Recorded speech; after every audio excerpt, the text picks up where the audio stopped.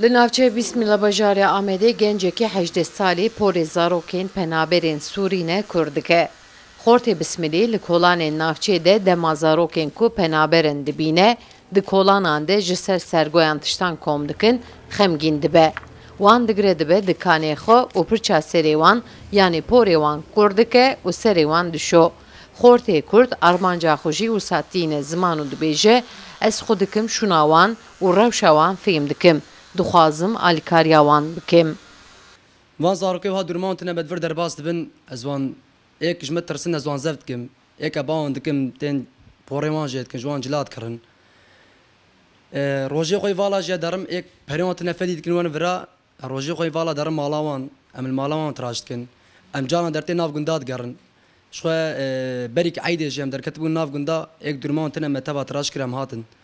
Yani tiştek distê me were ez dikim. Her cara ez wan tiraj dikim kêfan tê, çiqa kêfan tê axsa ji Amedê ez daha pir mutlî dibim, daha pir ew dibim. Çünkü ez gaval wan derim, ez pêşî xwe dixim şûna wan, dişilmiş dibim, ez bim anke ez duyê halî de bim. Xwedê Teala mexsiya vî halî em dixwazin kêfa wan bînin. Xortê Xêrxwaz hîn 8 salî bûye dest bi vê karê kiriye. Xwe di vê karî de gihandiye. Li navçeyê hin zarok li kolanê dibîne. Bê pêlavin, neçarin, dest û porê wan qirêj e û pirça serê wan dirêj bûne. Ewlî bi wan re dibe heval. Dûvre wan tîne salonê. Xortê Xêrxwaz car caran jî ji bo wan cil û bergan jî dikire. Zarokên penaber jî ji vê yekê kêxweşin. Em tên firka dimeşin porê me da vêjê Xwedê Teala xêrayê qebûl kî înşallah û ji qeza bela de nekeve. Em firka dimeşin ba me dikeve û porê xwe jê kim.